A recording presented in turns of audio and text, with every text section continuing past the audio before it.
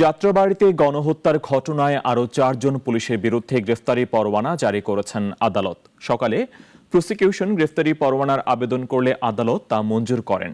এদিকে সাবেক প্রধানমন্ত্রী শেখ হাসিনা সহ অন্যান্য নেতাদের গ্রেফতারের জন্য ইন্টারপোলের রেড নোটিশ জারির বিষয়ে পদক্ষেপ নিতে আইজিপিকে চিঠি দেওয়া হয়েছে। জুলাই আগস্টের আন্দোলনে সবথেকে বেশি বীভৎস হত্যাকাণ্ডের ঘটনা ঘটে যাত্রাবাড়ী এলাকায়। এ ঘটনায় থানায় বেশ কয়েকটি হত্যা ও গণহত্যার মামলা হয়। বিক্ষুব্ধ ছাত্র জনতা আগুন ধরিয়ে দেয় থানায়। হত্যাকাণ্ডের শিকার হন পুলিশ সদস্যরাও।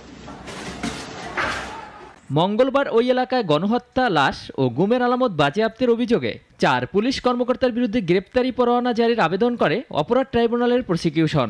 আবেদনে বলা হয়, এসব পুলিশ কর্মকর্তাদের গ্রেপ্তার করা না হলে পালিয়ে যাওয়ার শঙ্কা রয়েছে। পরে তা মঞ্জুর করেন বিশেষ আদালত। পুলিশ অফিসারের বিরুদ্ধে আমরা গ্রেপ্তারি পরোয়ানা চেয়েছিলাম, আদালত সেটা মঞ্জুর করেছেন।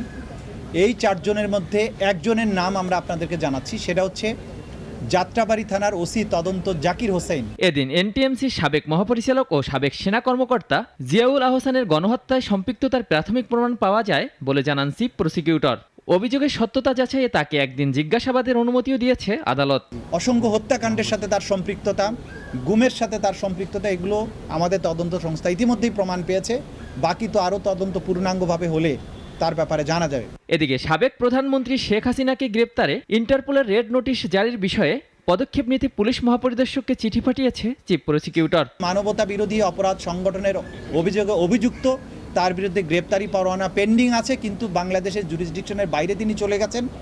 সেই কারণে আন্তর্জাতিক পুলিশিং সংস্থা হিসাবে ইন্টারপোল যাতে তাকে গ্রেপ্তার করার ব্যবস্থা নেয় এবং অন্তত তার ব্যাপারে রেড অ্যালার্ট জারি করে, সেই ব্যাপারে আমরা রিকোয়েস্ট পাঠিয়েছি। জুলাই আগস্টে গণহত্যার অভিযোগে গত 18 নভেম্বর শেখ হাসিনা সহ 46 জনের বিরুদ্ধে গ্রেপ্তারি পরোয়ানা জারি করা হয়। এর মধ্যে 14 জন বিভিন্ন মামলায় গ্রেপ্তার রয়েছেন কারাগারে। অলিউল রানী, নাগরিক, ঢাকা।